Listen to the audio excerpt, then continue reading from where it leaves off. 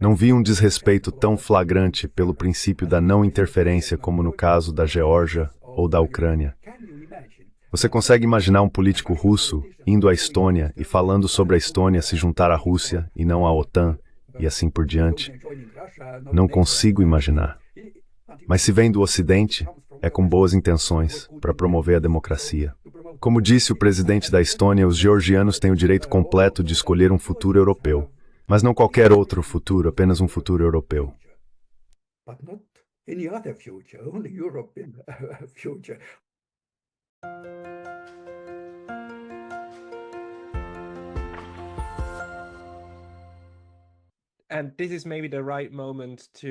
E este talvez seja o momento certo para passarmos para a segunda parte da nossa entrevista. E pessoal, ainda estou conversando com Hein Müllerson, professor Hein Müllerson, que era professor emérito na Universidade de Tallinn, até a universidade cancelar seu status por participar de uma conferência na Rússia. O professor Müllerson escreveu, como disse na primeira parte da entrevista, muitos artigos e análises sobre a Rússia e a Ucrânia, mas também sobre o desenvolvimento do direito internacional e do sistema internacional.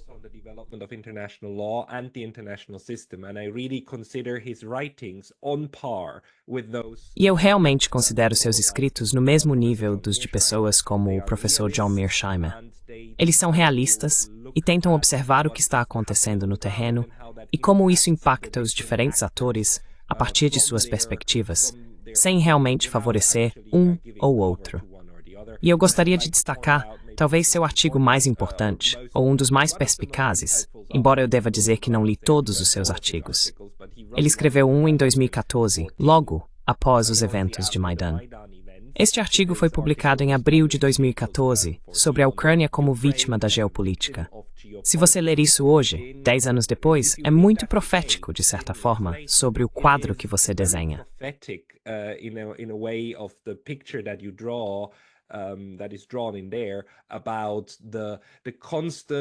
Isso está relacionado à constante escalada entre a Rússia e a Ucrânia, mas como essa escalada também é alimentada pelas experiências de Moscou, pelas experiências da Rússia com o que a OTAN fez, especialmente em 1999, com os bombardeios na Iugoslávia, e depois a forma como Kosovo foi separado da Iugoslávia e da Sérvia.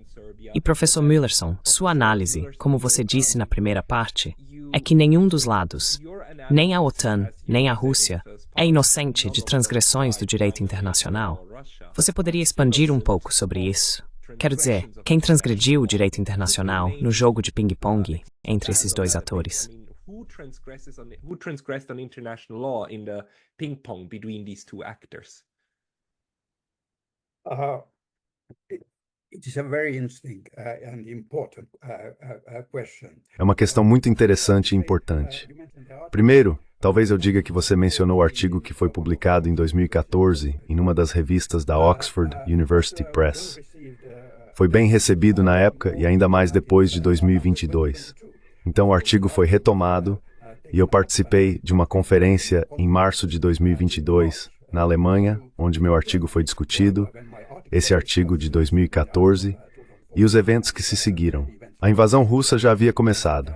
Talvez primeiro sobre este artigo, esse interessante, e provavelmente isso caracteriza meus escritos também. Foi publicado, como você mencionou, na primavera. Mas em janeiro de 2015 eu estava no México.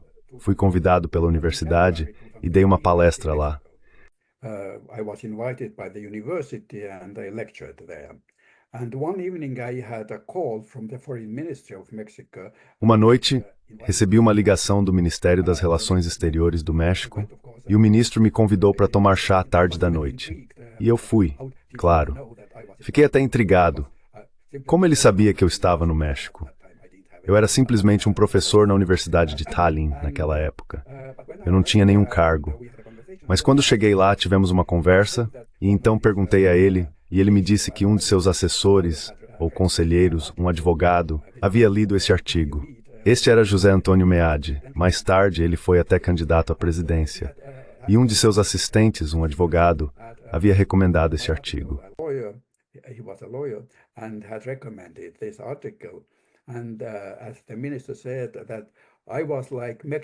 E como o ministro disse, eu era como o México, não alinhado no meu artigo. Então, para mim, foi realmente muito bom ouvir que eu estava não alinhado. É muito difícil ser não alinhado, certamente praticamente impossível ser não alinhado na Estônia. Talvez possa ser mais fácil em outras partes da Europa Ocidental, vamos colocar dessa forma. Agora, sobre o direito internacional. Eu escrevi sobre isso, pensei muito sobre isso, e mais tarde encontrei essas fontes históricas de que no direito internacional deve haver algo comparável às leis domésticas ou sistemas jurídicos em, digamos, democracias pelo menos, que é a separação de poderes.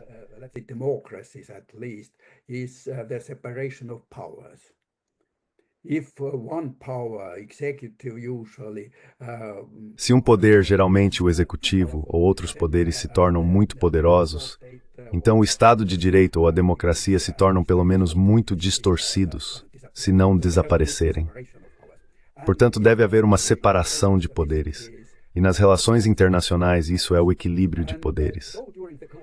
E embora durante o período da Guerra Fria, que não foi muito bom, o mundo bipolar não fosse muito propício ao desenvolvimento do direito internacional, ainda assim, havia um equilíbrio de poderes entre o Oriente e o Ocidente, a União Soviética e os Estados Unidos e seus respectivos aliados.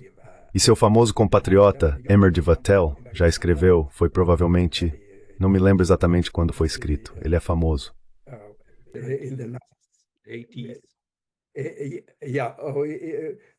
I don't remember exactly when it was written. His famous Droit de Genre, which is the law of nations. Que é a lei das nações, eu diria agora, que trata do direito internacional. E ele escreveu sobre a fundação do direito internacional. Qual é a fundação do direito internacional? É o famoso equilíbrio de poderes. Ele escreveu lá. E mais tarde também, vários advogados internacionais famosos como Oppenheim no Reino Unido também escreveram sobre o equilíbrio de poderes como um dos fundamentos do direito internacional. E isso é exatamente o que desapareceu quando a União Soviética colapsou. E há uma frase famosa proferida pelo presidente Putin, que é abusada e, na minha opinião, citada erroneamente. Embora Putin não tenha, até onde sei, tentado explicá-la, ele disse famosamente que a maior tragédia geopolítica do século XXI foi o desaparecimento da União Soviética.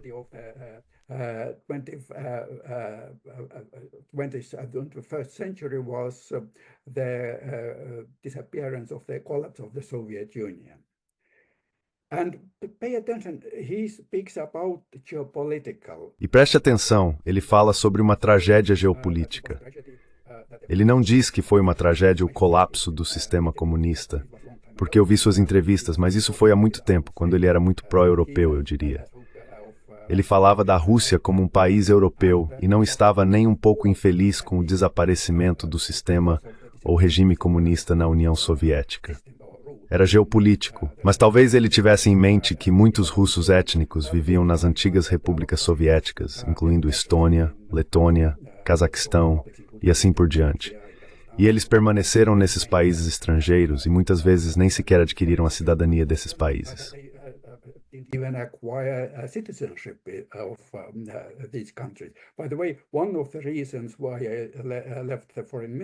Aliás, uma das razões pelas quais deixei o Ministério das Relações Exteriores da Estônia, eu estava à frente do Ministério durante a tentativa de golpe em 1991 em Moscou, foi que eu discordava da política de deixar cerca de 1/3 da população sem cidadania estoniana. Ainda mais preocupante era que muitos deles então adquiriram cidadania russa. Isso não era apenas, digamos, contra os direitos humanos, como advogado de direitos humanos e ex-membro do Comitê de Direitos Humanos da ONU, acredito que isso também era contrário aos direitos humanos. Mas também era uma questão de segurança. Não sei exatamente quantos, mas em uma pequena Estônia, com uma população de 1.300.000, provavelmente há algo menos de 100.000 cidadãos russos vivendo lá. 1,3 is the population. There is something less than 100,000, but there are Russian citizens living there. Eles nasceram, muitos deles nasceram na Estônia, mas não adquiriram a cidadania estoniana. E isso pode ser uma das ameaças à segurança nesses países, e também era contrário ao direito internacional. Então, agora, para terminar isso, acredito que o que está por trás de um estado tão triste do direito internacional é essa ausência de equilíbrio de poder. Eu disse quando estava em São Petersburgo, meu discurso foi então em russo, mas eu disse algo assim: a arrogância e a imprudência de uma superpotência não podem ser contidas apenas pelo direito internacional. Aqui você precisa de outra superpotência, ou uma coalizão de poderes para enfrentar essa superpotência arrogante. E então o direito internacional pode ter seu, digamos, papel civilizador. Have its, let's say, civilizing role. Papel. E acho que precisamos explicar isso para pessoas que não estudaram direito internacional. Mas talvez ajude ter em mente algo que o professor Stephen Neff, da Universidade de Edimburgo, disse uma vez, que estudar direito internacional significa estudar como a ordem surge de um sistema de caos, como o caos produz ordem. Porque como as pessoas podem pensar, é contraintuitivo que você precise de várias grandes potências para ter direito internacional, quando geralmente se pensa que as grandes potências fazem o que querem. Mas esse não é o ponto.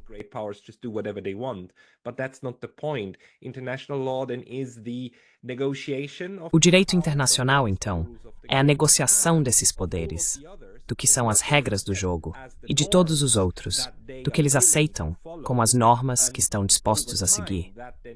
Com o tempo, isso se torna um corpo de regras comumente aceitas como direito consuetudinário do direito internacional, e o que você pode usar na jurisprudência para ir a tribunais ou cortes de arbitragem. Dessa forma, o direito internacional não é a imposição de um poder ou outro, mas é a estrutura do que todos concordam.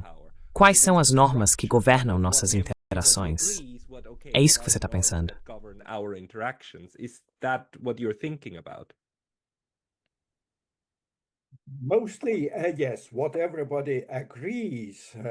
Principalmente sim. O que todos concordam provavelmente não é exatamente assim. Sempre foi o caso de que alguns estados têm uma influência maior no desenvolvimento do direito internacional. Sempre foi assim. Portanto, acredito que esse, digamos, equilíbrio de poder que foi quebrado existia desde a Paz de Westfália, talvez, que encerrou a Guerra dos 30 Anos na Europa, quando essa ideia surgiu. E quando, por exemplo, foi quebrado por Napoleão e pela França, não havia equilíbrio algum. Então surgiu uma espécie de sistema imperial e também de direito imperial. E em 1815, durante o Congresso de Viena, foi escrito nos documentos de Viena não apenas que o fator de equilíbrio existe, mas que deveria ser um fundamento da paz.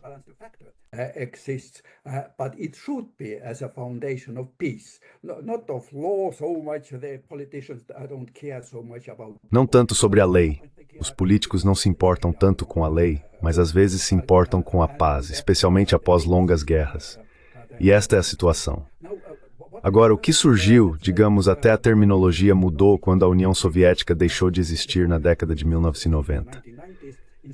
Em vez de direito internacional, no Ocidente falava-se muito sobre uma ordem internacional baseada em regras.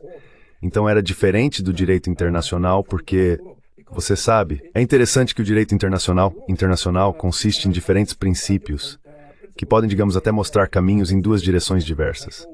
Em 1965, um famoso advogado internacional americano, Wolfgang Friedman, da Universidade de Columbia, Wolfgang Friedman from Columbia University, ele escreveu que existem princípios de direito internacional, que são princípios de coexistência, princípios de cooperação e até mesmo princípios de integração. Ele se referiu à então emergente integração econômica europeia. Mas, curiosamente, princípios de coexistência, como o não uso da força, a não interferência nos assuntos internos dos Estados, a igualdade soberana de todos os Estados e o respeito pela soberania de todos os Estados, grandes e pequenos, eu diria autoritários e democráticos também, e princípios de cooperação como integração econômica, cooperação econômica e especialmente direitos humanos, direitos das minorias, e assim por diante, formam essa parte.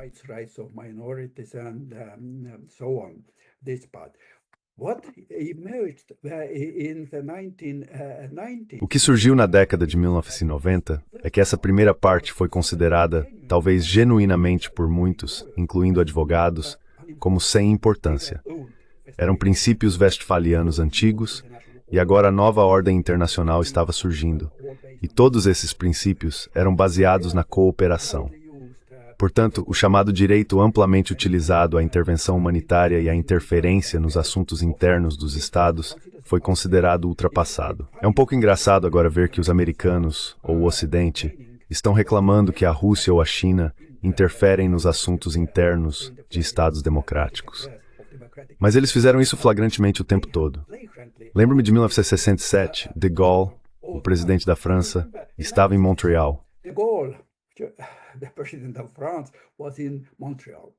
He made a speech, got carried away. Ele fez um discurso e se empolgou porque foi tão calorosamente recebido pelos quebequenses que gritou no final de seu discurso: "Vive le Québec libre".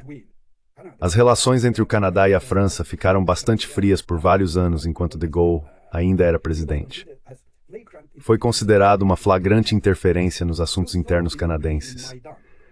Você viu na Ucrânia, no Maidan, como Victoria Nuland falou com Jeffrey Piat, o embaixador dos Estausen na Ucrânia, e eles decidiram a composição do governo da Ucrânia. John McCain participou da reunião no Maidan.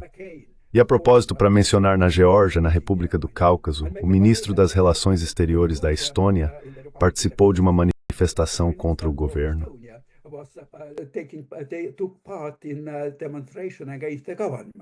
Neste momento, 3 dias atrás ou 2 dias atrás, sim.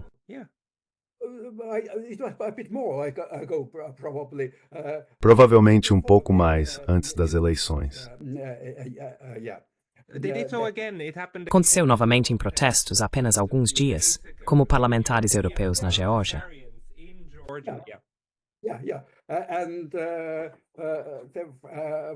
Sim, sim. E o presidente francês da Geórgia também. Eu não vi. Pode ser, não estou negando que a Rússia e a China provavelmente dão uma amostra do mesmo remédio aos países ocidentais agora. Mas eu não vi um desrespeito tão flagrante ao princípio de não interferência como no caso da Geórgia ou no caso da Ucrânia. Você consegue imaginar um político russo indo à Estônia e falando sobre a Estônia se juntar à Rússia, não à OTAN e assim por diante? Você não consegue imaginar. Mas se vem do Ocidente com boas intenções para promover a democracia, como disse o presidente da Estônia, também que os georgianos têm o direito completo de escolher o futuro europeu, mas não qualquer outro futuro, apenas um futuro europeu. Eu sabe, às vezes penso que eles levam em conta como o mundo está evoluindo agora. Eles querem muito tarde se juntar ao Ocidente. Provavelmente seria também melhor levar em conta seus próprios interesses. E isso está funcionando com a China, com a Rússia, com outros países.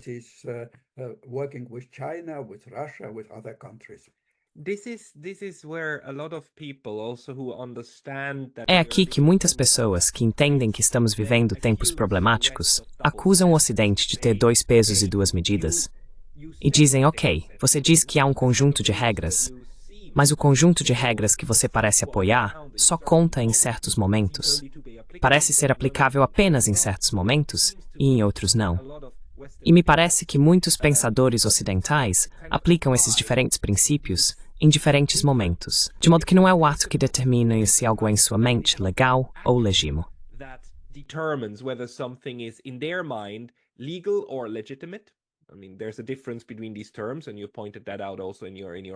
Quero dizer, há uma diferença entre esses termos, e você também apontou isso em seu artigo.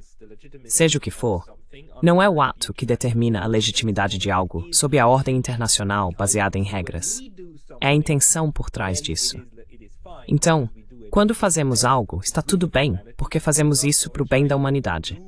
Quando a Rússia ou a China fazem a mesma coisa, então é uma quebra da ordem internacional baseada em regras, porque eles fazem isso com as intenções erradas. Então é a definição objetiva absoluta, ou o poder definidor, que o Ocidente afirma ter que determina a legitimidade de algo, e não o ato. Esse é o problema. the rightfulness of something and not the act. Is that the problem? Yeah, but this has been for a long time. Sim, mas isso tem sido, há muito tempo, pelo menos uma das tendências no pensamento jurídico ocidental, especialmente no pensamento jurídico americano. É chamado de abordagem orientada por políticas para o direito internacional, o que significa que você deve levar em conta os propósitos e fins de suas ações. Não, digamos, o que as regras dizem exatamente, mas o que está por trás delas, para onde vai a aplicação das regras. Mas nesse caso, é claro, pode-se interpretar que se promove a democracia e os direitos humanos. Então, tal interpretação dos princípios do direito internacional é justificada. Eu diria que o direito internacional não é tão preciso quanto a maioria dos sistemas jurídicos domésticos. Isso é resultado de compromissos e negociações. E, portanto, muitos princípios e até normas do direito internacional deixam bastante espaço para interpretação. Estou acostumado com o termo, às vezes é melhor quebrar do que dobrar, porque dobrar pode ser mais prejudicial para as relações internacionais. Harmful to international law.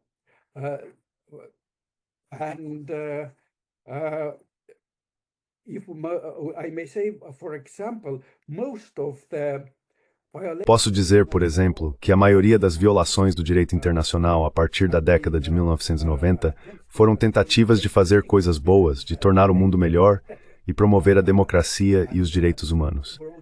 Mas todas elas levaram a violações das normas do direito internacional.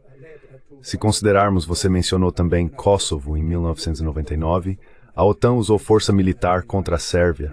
Foi uma clara violação do direito internacional. E aqui surge essa, talvez famosa distinção entre legitimidade e legalidade. Foi criada uma comissão composta principalmente por advogados internacionais ocidentais. E mesmo assim eles concluíram que foi ilegal.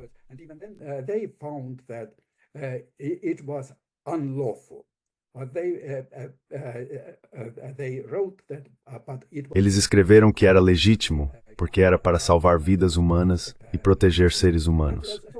E assim podemos ver a invasão na Líbia em 2011. Além disso, é um caso interessante porque a intervenção da OTAN foi baseada em uma resolução do Conselho de Segurança da ONU. Mas a resolução era sobre o direito de proteger vidas civis, não para mudar o regime e não para lutar junto para dar apoio aéreo aos rebeldes no país, o que levou ao colapso da Líbia. E, de forma semelhante, nenhuma intervenção ocidental durante este período, após o fim da Guerra Fria, melhorou as coisas em lugar algum. Então, se considerarmos a Líbia, o Afeganistão, o Iraque em 2003 e assim por diante.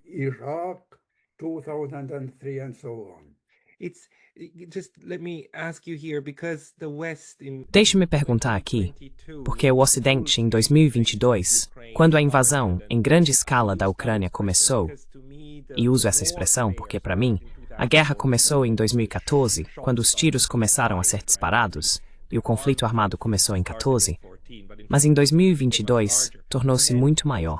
Então houve essa enorme indignação em toda a Europa Ocidental e nos Estados Unidos de que agora a Rússia rompeu com o acordo pós-Segunda Guerra Mundial, ou pós-Guerra Fria, de que não mudamos fronteiras pela força, não invadimos países.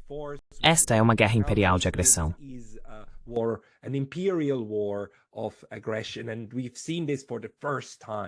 E vimos isso pela primeira vez desde a Segunda Guerra Mundial.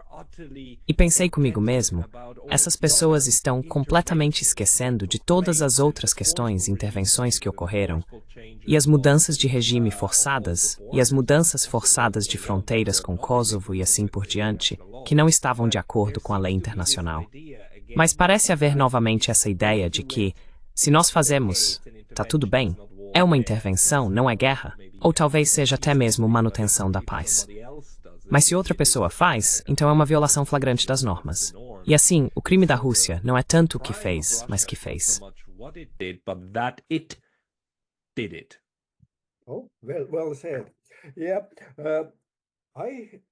Bem dito. Certamente, falar sobre a invasão russa da Ucrânia em 2022 como uma agressão brutal e não provocada realmente me deixa muito triste com todo o direito internacional e o que eu fiz. dediquei toda a minha vida profissional. Porque o que é não provocado? O que provocou a agressão é uma agressão legal? Houve algum bombardeio não brutal e gentil na Sérvia? Houve menos baixas, é claro, mas imagine se a China e a Rússia tivessem apoiado a Sérvia como o Ocidente está apoiando a Ucrânia. Agora o conflito provavelmente teria tomado a mesma magnitude que o conflito na Ucrânia, porque era essa única superpotência com seus aliados bombardeando um pequeno país. Portanto, pode-se dizer que não foi tão brutal porque não havia tropas no terreno.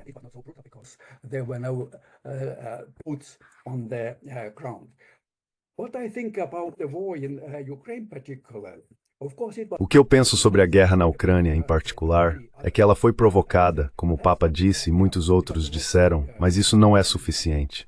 Foi provocada pela expansão da OTAN, em primeiro lugar, e depois pela OTAN chegando à Ucrânia, especialmente após 2014, não a Ucrânia entrando na OTAN, mas a OTAN chegando à Ucrânia.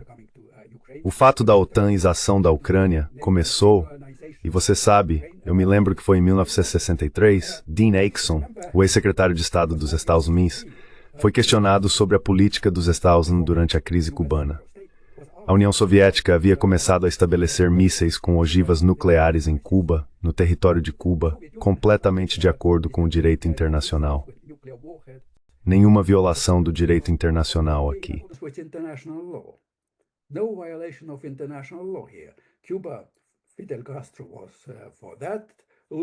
Cuba, Fidel Castro era a favor disso, de todo o coração.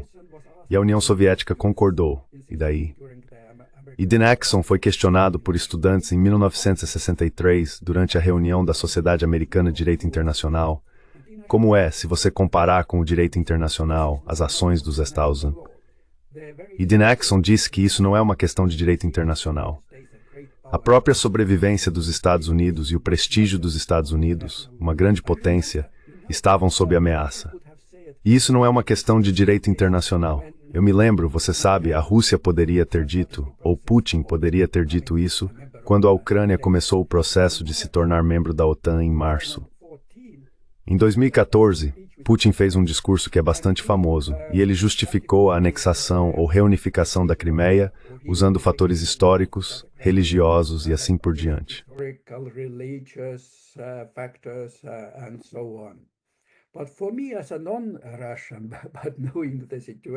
Mas para mim, como não russo, mas conhecendo bem a situação no terreno, não se trata apenas de direito internacional. Sua posição geopolítica era a verdadeira questão. Não estou dizendo que para Putin isso era o mais importante. Ele é russo, e eu não sei exatamente o que ele pensa. Mas ele fez uma piada dizendo algo assim: os fuzileiros navais americanos geralmente são ótimos caras, mas ele preferiria convidá-los para Sevastopol, em vez de ser convidado por eles. Então isso significa que se a Ucrânia estivesse na OTAN, nessa base naval na Crimeia, Sevastopol, haveria uma base naval da OTAN ou americana. E claro, é como mísseis soviéticos em Cuba. O que é isso? Americanos em Cuba? Ucrânia. Esta é provavelmente uma explicação política da resposta russa.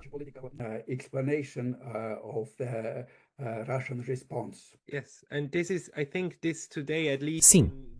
E eu acho que hoje, pelo menos na escola realista das relações internacionais, isso é bem compreendido, eu diria. Mesmo no Ocidente, se ouvirmos pessoas como o Sr. Mearsheimer e o professor Sachs, e assim por diante. Mas só temos 2 minutos restantes. No geral, acho que o direito internacional não está de forma alguma chegando ao fim. Na verdade, a nova multipolaridade provavelmente o fortalecerá novamente. Você concorda com isso? E em 2 minutos, você pode nos dar o esclarecimento final sobre onde o direito internacional está hoje?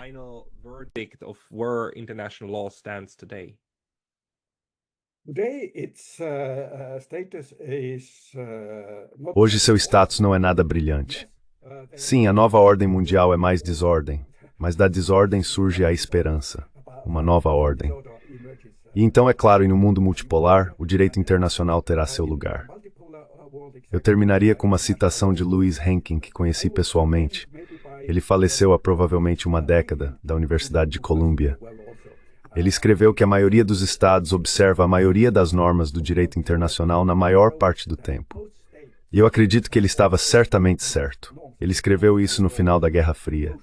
Não tenho tanta certeza de que isso seja verdade hoje, mas talvez seja. O problema é que alguns estados violam algumas das normas mais importantes do direito internacional, muitas vezes, e as negligenciam.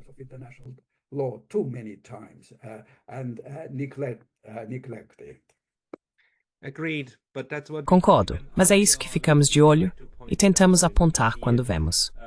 Professor Müllerson, vou colocar seus artigos e assim por diante na descrição deste vídeo. Muito obrigado pelo seu tempo hoje. Nada.